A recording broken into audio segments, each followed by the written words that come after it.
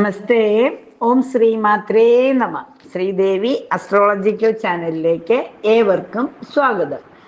11/3/2025 കൊല്ലവർഷം 1200 ആണ്ട്, കുംഭം 27 ആയില്യം നക്ഷത്രം, ശുക്ലപക്ഷ ദ്വാദശിയും വരുന്ന ദിവസം ചൊവ്വാഴ്ച പകൽ 6:37 AM സൂര്യോദയവും 6:32 PM സൂര്യാസ്തമനവും, ചന്ദ്രോദയമാകട്ടെ 4:26 PM, Rahukalam 3:33 PM മുതൽ 5:03 PM വരെയും, ഗുളികകാലം 12:35 PM മുതൽ 2:04 PM വരെയും, യമകണ്ഠകാലമാകട്ടെ 9:36 AM മുതൽ 11:05 AM വരെ. അഭിജിത്ത് മുഹൂർത്തമാകട്ടെ 12:11 PM മുതൽ 12:33 PM വരെ, 12:37 PM മുതൽ 12:59 PM വരെയും അഭിജിത്ത് മുഹൂർത്തം തുടരുന്നു. ചന്ദ്രാഷ്ടമം ധനുരാശിക്കാർക്ക്. ഇനി നമുക്ക് ഗുളികോദയം വരുന്നത് മിഥുനം രാശിയിലാണ്. രാശിഫലങ്ങൾ ഒന്ന് നോക്കാം.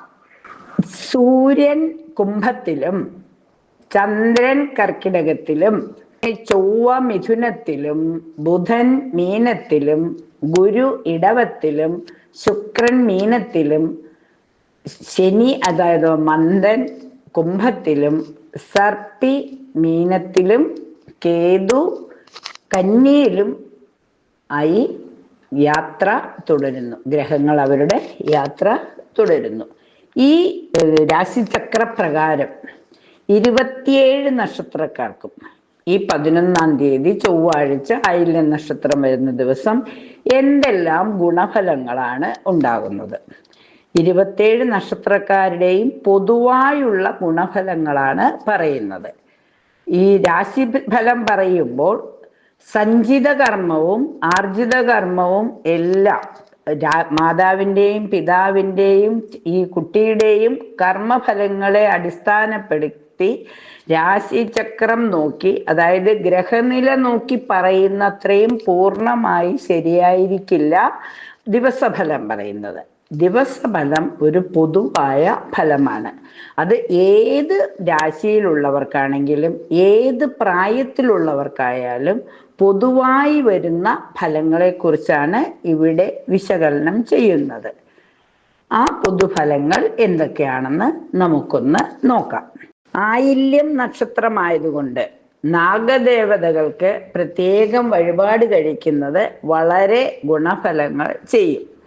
കാരണം ഏത് ക്ഷേത്രത്തിലും നാഗദേവതകളുമായി ബന്ധപ്പെട്ട് നീറുമ്പാലും അതുപോലെ തന്നെ കദളിപ്പഴ സമർപ്പണം, എണ്ണ മേടിച്ച് വിളക്ക് തെളിയിപ്പിക്കൽ, മഞ്ഞപ്പൊടി സമർപ്പണമൊക്കെ വളരെ വളരെ നന്മകൾ പ്രദാനം ചെയ്യുന്നതാണ് ഏത് നക്ഷത്രക്കാർക്കും. പ്രത്യേകിച്ചും മീനൻ രാശിക്കാർക്കും കന്നി രാശിക്കാർക്കും തിരുവാതിര ചോതി ചതയം രാഹുർദശയിൽ ജനിച്ചവർക്കും നാഗദേവതകളെ പ്രാർത്ഥിക്കുന്നത് ഗുണഫലങ്ങൾ വർദ്ധിക്കുന്നതിന് സഹായകമാകും. ചൊവ്വാഴ്ചയായതുകൊണ്ട് ഭദ്രകാളിയെ കൂടി പ്രാർത്ഥിക്കുന്നത്, സുബ്രഹ്മണ്യ സ്വാമിയെ പ്രാർത്ഥിക്കുന്നതും നല്ല ഫലങ്ങൾ നൽകും. ചുവപ്പ് നിറത്തിലുള്ള വസ്ത്രങ്ങൾ ധരിക്കുന്നതും ചുവന്ന പുഷ്പങ്ങൾ ദേവതയ്ക്ക് സമർപ്പിക്കുന്നതും, ദേവാലയങ്ങളിൽ ചുവന്ന പുഷ്പങ്ങളോ അതുപോലെ പൂജാമുറിയിലൊക്കെ ചുവന്ന പുഷ്പങ്ങൾ സമർപ്പിക്കുന്നത്, ചുവന്ന പട്ട് ദേവീക്ഷേത്രത്തിൽ നടക്കൽ വയ്ക്കുന്നതൊക്കെ ഗുണഫലങ്ങൾ വർദ്ധിക്കും. ഇനി നമുക്ക് മേടം രാശിയുടെ ഫലത്തിലേക്ക് കിടക്കാം. നല്ല വിദേശ അവസരങ്ങൾ, അതായത് വിദേശത്ത് ജോലി നോക്കാനാണെങ്കിലും പഠനത്തിനാണെങ്കിലും പോകാൻ ആഗ്രഹിക്കുന്നവർക്ക് അതിനുള്ള സാഹചര്യം വന്നു ചേരും. പ്രിയജനങ്ങൾക്ക് നല്ല കാര്യങ്ങൾ ചെയ്ത് അവരിൽ നിന്നും ഒരു സ്നേഹ വാത്സല്യങ്ങൾ അനുഭവിക്കുവാൻ സാധിക്കും. വിവാഹ തടസ്സങ്ങൾ ഒരു പരിധിവരെ മാറിക്കിട്ടും. പുതിയ ഉത്തരവാദിത്തങ്ങളിൽ ഏർപ്പെടും. മക്കളുടെ കാര്യത്തിൽ ഉണ്ടായിരുന്ന മനോവിഷമതകൾ മാറിക്കിട്ടും. ചികിത്സകളിൽ നല്ല ഫലം കണ്ടു തുടങ്ങും. ആത്മവിശ്വാസം കൂടും. വീട് പുതുക്കി പണിയുന്നതിനുള്ള സാഹചര്യം അനുകൂലമായി വരും. പുതിയ കോഴ്സ് പഠിക്കുവാനും മാറ്റിവെച്ച കാര്യങ്ങൾ വീണ്ടും പുനരെടുത്ത് ചെയ്യുന്നതിനുമുള്ള സാഹചര്യം അനുകൂലമായി വരും. രാശിനാഥനായ സുബ്രഹ്മണ്യ സ്വാമിയെ പ്രാർത്ഥിക്കുക, നാഗദേവത സ്തോത്രങ്ങൾ ചൊല്ലുക, അതുപോലെ തന്നെ നാഗദേവതകൾക്ക് അല്ലെങ്കിൽ കുടുംബ പരദേവതയ്ക്ക് ദീപം തെളിച്ച് പ്രാർത്ഥിക്കുക ഒക്കെ ചെയ്യുമ്പോൾ എല്ലാ കാര്യങ്ങളും മംഗളമായി ഭവിക്കുന്നതാണ്. ഇടവം രാശി. ഇടവൻ രാശി എന്ന് പറയുമ്പോൾ എന്തെങ്കിലുമൊക്കെ വാങ്ങാൻ ശ്രമിക്കുന്നവർക്ക്, ഇപ്പൊ ഗ്രഹോപകരണങ്ങളാണെങ്കിലും വീട് മോടി പിടിപ്പിക്കുന്നതിനുള്ള സാധനങ്ങളാണെങ്കിലും ആഭരണങ്ങളൊക്കെ വാങ്ങാൻ ആഗ്രഹിക്കുന്നവർക്ക് അതിനുള്ള സാഹചര്യം വന്നു ചേരും. ഭൂമി വിൽക്കാനും വാങ്ങാനുമുള്ള തടസ്സങ്ങളും ഒരു പരിധിവരെ മാറിക്കിട്ടും. ആരോഗ്യനില അല്പം മെച്ചപ്പെടും. മാതാപിതാക്കളുടെ കാര്യങ്ങളിലുള്ള ആശങ്കകൾ ഒരു പരിധിവരെ മാറിക്കിട്ടും. തൊഴിൽപരമായ ഉയർച്ച ഉണ്ടാകും. വ്യാപാരങ്ങളിൽ നേട്ടമുണ്ടാകും. വേണ്ടപ്പെട്ടവരുമായുള്ള തെറ്റിദ്ധാരണകൾ നീങ്ങും. നല്ല ജീവിത പങ്കാളിയെ ലഭിക്കും. നിയമ തടസ്സങ്ങൾ മാറിക്കിട്ടും. ഇഷ്ടകാര്യങ്ങൾ നേടിയെടുക്കുവാൻ കഴിയുന്നു എന്നുള്ളത് ഒരു പ്രത്യേക ഗുണമാണ്. തീർച്ചയായും എല്ലാ നല്ല ഫലങ്ങളും അനുഭവയോഗ്യമാകുന്നതിന് കുടുംബ പരദേവതയെ പ്രാർത്ഥിക്കുകയും രാശിനാഥയായ മഹാലക്ഷ്മിയെ പ്രാർത്ഥിച്ചുകൊണ്ട് മഹാലക്ഷ്മി അഷ്ടകം ജപിക്കുക, അതുപോലെ തന്നെ ഭദ്രകാളി ക്ഷേത്രങ്ങളിൽ പട്ട് സമർപ്പിക്കുകയൊക്കെ ചെയ്യുമ്പോൾ നാഗദേവതകൾക്ക് മഞ്ഞപ്പൊടിയും അതുപോലെ തന്നെ നിറുമ്പലും ഒക്കെ സമർപ്പിക്കാൻ കഴിയുമെങ്കിൽ, ക്ഷേത്രത്തിൽ ആയില്യ പൂജ നടത്താനൊക്കെ പറ്റുകയെങ്കിൽ അതിന് പങ്കുകൊള്ളുകയോ പൂജകൾ നടത്തുകയൊക്കെ ചെയ്യുന്നത് ഗുണഫലങ്ങൾ വർദ്ധിക്കുന്നതിന് സഹായകമാകും. മിഥുനം രാശി. മിഥുനം രാശിക്കാരെ സംബന്ധിച്ചിടത്തോളം കച്ചവടം ചെയ്യുന്നവർക്ക്, ചെറുകിട കച്ചവടമായാലും വൻകിട വ്യാപാരം ചെയ്യുന്നവർക്കാണെങ്കിലും കച്ചവടത്തിൽ നിന്നും ലാഭം പ്രതീക്ഷിക്കാം. സാമ്പത്തിക സ്രോതസ്സുകൾ അല്പം പുഷ്ടിപ്പെടുന്ന സമയമാണ്. ദീർഘവീക്ഷണത്തോടെ ഭാവി സുരക്ഷിതമാക്കുവാൻ ഈ ഇൻഷുറൻസ് ഒക്കെ ചേരുന്നത് നന്നായിരിക്കും. പഴയ ചില കാര്യങ്ങൾ, ഉപേക്ഷിച്ച് കളഞ്ഞ കാര്യങ്ങൾക്ക് ഒരു പുതു ജീവൻ വരുന്നതിന് ആരുടെയെങ്കിലും സഹായ സഹകരണങ്ങൾ പ്രതീക്ഷിക്കാം. ഉദ്യോഗാർത്ഥികൾക്ക്, ഉദ്യോഗം ആഗ്രഹിക്കുന്നവർക്ക് ഒരു ഇന്റർവ്യൂവിലെങ്കിലും പങ്കെടുക്കുവാനുള്ള അവസരം ലഭിക്കും. കടബാധ്യതകൾ തീർക്കാനായി വരാഹി ദേവിയെ പ്രാർത്ഥിക്കുന്നതും നാഗദേവതകൾക്ക് നേറുമ്പാലും അതുപോലെ തന്നെ മഞ്ഞപ്പൊടി സമർപ്പണം, കദളിപ്പഴ സമർപ്പണം, അതുപോലെ ദീപം തെളിച്ച് കുടുംബ പരദേവതയെ പ്രാർത്ഥിക്കുകയൊക്കെ ചെയ്യുമ്പോൾ ഗുണഫലങ്ങൾ ധാരാളം അനുഭവത്തിൽ വന്നു ചേരുന്നതാണ്. കർക്കിടകം രാശി. രാശിയിൽ തന്നെ രാശിനാഥ നിൽക്കുന്നത് കൊണ്ട് അമ്മയുടെ അനുഗ്രഹത്തോടുകൂടി എല്ലാ കാര്യങ്ങളും മംഗളമായി നടക്കുന്നതാണ്. സാമ്പത്തിക തടസ്സങ്ങളെല്ലാം മാറിക്കിട്ടും. അതുപോലെ തന്നെ തൊഴിൽ രംഗത്ത് സാഹചര്യങ്ങൾക്കനുസരിച്ച് പെരുമാറി മികവ് തെളിയിക്കുവാൻ സാധിക്കും. പണം മുടക്കേണ്ട സന്ദർഭത്തിൽ പണം മുടക്കുവാനുള്ള സാഹചര്യം വന്നു ചേരും. പുതിയ വീട്ടുപകരണങ്ങൾ വാങ്ങും. കലാ കായിക രംഗത്ത് പ്രവർത്തിക്കുന്നവർക്ക് അനുമോദനങ്ങളും അംഗീകാരവും പ്രോത്സാഹനവും ഒക്കെ ലഭിക്കും. വീട് പണിയുമായി ബന്ധപ്പെട്ട ആശങ്കകൾ ഒരു പരിധിവരെ മാറിക്കിട്ടും. മക്കളുടെ കാര്യത്തിൽ സന്തോഷിക്കാനുള്ള അവസരം വന്നു ചേരും. അപ്പം മക്കളുടെ കാര്യത്തിലുള്ള ആശങ്കകളെല്ലാം മാറിക്കിട്ടി സന്തോഷിക്കാനുള്ള അവസരം വന്നു ചേരും. സാഹിത്യരംഗത്ത് പ്രവർത്തിക്കുന്നവർക്ക് ശ്രേയസ്സും പ്രതീക്ഷിക്കാത്ത നേട്ടങ്ങളും കൈവരും. രാശിനാഥയായ ദുർഗാദേവിയെ പ്രാർത്ഥിക്കുന്നതോടൊപ്പം തന്നെ നാഗദേവതകളെയും കൂടെ പ്രാർത്ഥിക്കുമ്പോൾ, ശിവക്ഷേത്രത്തിൽ ജലധാരയൊക്കെ ചെയ്യുമ്പോൾ എല്ലാ നന്മകളും അനുഭവ യോഗ്യമാകുന്നതാണ്. ചിങ്ങം രാശി. ചിങ്ങം രാശി എന്ന് പറയുമ്പോൾ സാമ്പത്തിക വിഷമതകൾ തീരുന്ന സമയമാണ്. അലസത അല്പസ്വല്പം മാറിക്കിട്ടും. ആരോഗ്യം മെച്ചപ്പെടും. പല രംഗത്തും ശുഭപ്രതീക്ഷയോടെ മുന്നേറാനാവും. കലാ കായിക രംഗത്ത് പ്രവർത്തിക്കുന്നവർക്ക് കൂടുതൽ അവസരങ്ങൾ ലഭിക്കും.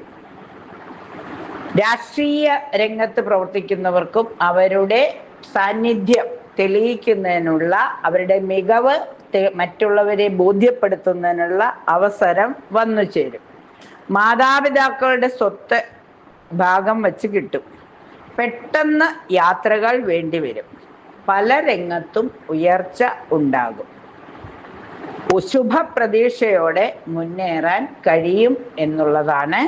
രാശിനാഥനായ സൂര്യഭഗവാനെ പ്രാർത്ഥിക്കുന്നതോടൊപ്പം നാഗദേവതകളെ പ്രാർത്ഥിക്കുക, ശിവക്ഷേത്രത്തിൽ ജലധാര കഴിക്കുക, നമശിവായ ജപിക്കുക ഒക്കെ ചെയ്യുമ്പോൾ, അതുപോലെ നാഗസ്തുതി, നാഗരാജദേവൻ വാഴ്ക, നാഗയക്ഷി അമ്മ വാഴ്ക, നാലുദിക്കും നിലകൊള്ളും നാഗദൈവങ്ങളെ വാഴ്ക, സന്തതികൾ പാടിടുന്ന ചിന്തുകൾ കേട്ടുണരേണം, സന്തപിക്കും ജനങ്ങൾക്കായി ചിന്തനങ്ങൾ അരുളേണം.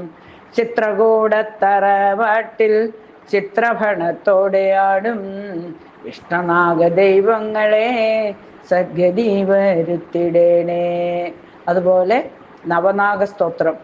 അനന്തം വാസിക്കും ശേഷം പത്മനാഭം ജകാബലം, ശംഖപാലം ധൃതരാഷ്ട്രം, തക്ഷകൻ കാളിയൻ തഥാ ഏതാനി നവനാമാനി നാഗാനാം ച മഹാത്മന, സായങ്കാലേ പഠേ നിത്യം പ്രാതംകാലേ വിശേഷതഃ, നസ്യേൽ വിഷഭയം തസ്യ സർവത്ര വിജയീ ഭവ.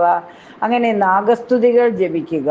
അതുപോലെ ഓം നമോ നാരായണായ എന്ന് ജപിക്കുന്നതോടുകൂടി സൂര്യഭഗവാനെ പ്രാർത്ഥിക്കുക ചെയ്യുമ്പോൾ എല്ലാവിധ ദോഷങ്ങളും, കണ്ടകശനിക്കാലമായതുകൊണ്ട് ഹനുമാൻ സ്വാമിയെ കൂടി പ്രാർത്ഥിക്കുമ്പോൾ എല്ലാം ശുഭമായി പര്യവസാനിക്കുന്നതാണ്. 11/3/2025 ഏറ്റവും ശുഭ പ്രതീക്ഷ തരുന്ന ഒരു ദിവസമായി തീരട്ടെ എന്ന് ആശംസിക്കുന്നു. കന്നി രാശി. കന്നി രാശിക്കാരെ സംബന്ധിച്ചിടത്തോളം തൊഴിൽ രംഗത്ത് ചില മാറ്റങ്ങൾ വന്നു ചേരും. പ്രതീക്ഷിക്കാത്ത സ്ഥലം മാറ്റങ്ങൾ വന്നു ചേരുന്ന ദിവസമാണ്. സാമ്പത്തിക രംഗത്തും ചില മന്ദീഭവനം വരും. അതായത് കിട്ടാനുള്ള പൈസ സമയത്ത് കിട്ടാതെ സാമ്പത്തിക പ്രതിസന്ധി അനുഭവിക്കേണ്ടതായി വന്നേക്കാം. എന്നാൽ ചെയ്യുന്ന പ്രവർത്തനങ്ങൾക്ക് അംഗീകാരവും പ്രോത്സാഹനവും ലഭിക്കും. ഏത് രംഗത്ത് പ്രവർത്തിക്കുന്ന, കലാ കായിക സാമൂഹ്യ പൊതുമേഖലാ രംഗത്തൊക്കെ പ്രവർത്തിക്കുന്നവർക്ക് അവരുടെ പ്രവർത്തനങ്ങളിൽ ശ്രദ്ധ കേന്ദ്രീകരിക്കാനും ജനശ്രദ്ധ പിടിച്ചു പറ്റുവാനും സാധിക്കും. ബിസിനസ്സുകാർക്ക് പുതിയ ഇടപാടുകാരെ ലഭിക്കും. കരാർ പണി ചെയ്യുന്നവർക്ക് പ്രയോജനകരമായ കാലമാണ്. വീട് നവീകരിക്കും. ബന്ധങ്ങൾക്ക് കൂടുതൽ മൂല്യം കൽപ്പിക്കും.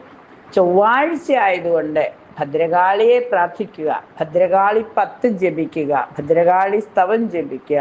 കാളിമായെ പ്രാർത്ഥിക്കുന്നതോടൊപ്പം തന്നെ ചുവന്ന വസ്ത്രം ധരിക്കുകയും നാഗദേവതകൾക്ക് മഞ്ഞപ്പൊടിയൊക്കെ സമർപ്പിച്ച് നാഗദേവതകളുടെ പൂജകൾ ചെയ്യുക, കുടുംബക്ഷേത്രത്തിൽ ദീപം തെളിച്ച് പ്രാർത്ഥിക്കുക ചെയ്യുമ്പോൾ, ഗണപതി ഭഗവാനെ കൂടി പ്രാർത്ഥിക്കുമ്പോൾ എല്ലാം മംഗളമായി ഭവിക്കുന്നതാണ്. തുലാം രാശി.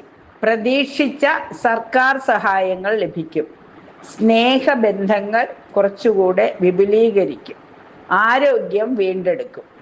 സ്വസ്ഥത, മനസ്സിനെ വല്ലാതെ അലട്ടിക്കൊണ്ടിരുന്ന കാര്യങ്ങളിൽ തീരുമാനമുണ്ടാകുകയും മനസ്വസ്ഥത കൈവരികയും ചെയ്യും. പ്രിയജനങ്ങളെ സഹായിക്കും. വീട്ടുകാര്യങ്ങളിൽ അത് എന്തെങ്കിലുമൊക്കെ കുറവുകൾ ഉണ്ടായിരുന്നത് പരിഹരിച്ച് എല്ലാ കാര്യങ്ങളും ഭംഗിയായി നിറവേറ്റുവാൻ സാധിക്കും.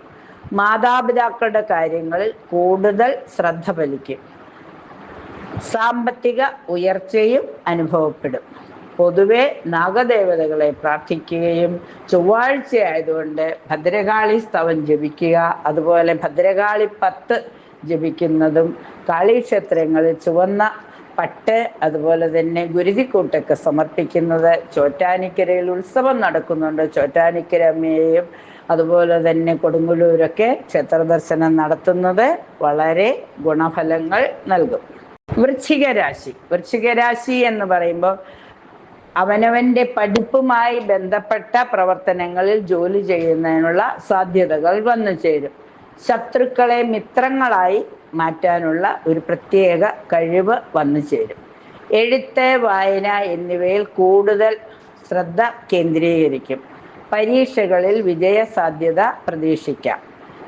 ധാരാളം നല്ല കാര്യങ്ങൾ ചെയ്യുന്നതിനുള്ള അവസരം ലഭിക്കും. പൊതുവെ മാറ്റങ്ങൾ വരുന്ന കാലമാണ്.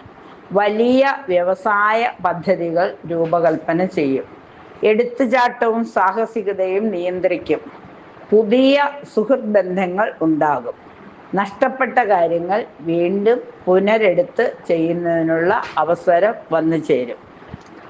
രാശിനാഥയായ ഭദ്രകാളി അമ്മയ്ക്ക് ചുവന്ന പട്ട്, ഗുരുതിക്കൂട്ട്, ചെത്തിപ്പൂമാല, ചെമ്പരത്തിപ്പൂമാലയൊക്കെ സമർപ്പിക്കുന്നത്, അതുപോലെ ചെന്താമര സമർപ്പിക്കുന്നതൊക്കെ ഗുണഫലങ്ങൾ നൽകും. സുബ്രഹ്മണ്യ സ്വാമിയെ കൂടി പ്രാർത്ഥിക്കുന്നതും, നാഗദേവതകൾക്ക് നിറമ്പാലും കൊടുക്കുന്നത്, അതുപോലെ നാഗദേവതകളുടെ കുടുംബക്ഷേത്രത്തിൽ ദീപം തെളിച്ച് പ്രാർത്ഥിക്കുന്നത്, മനസ്സുകൊണ്ടൊക്കെ അവർക്ക് ദീപാരാധനയൊക്കെ നടത്തുന്നത് ഗുണഫലങ്ങൾ വർദ്ധിക്കുന്നതിന് സഹായകമാവും.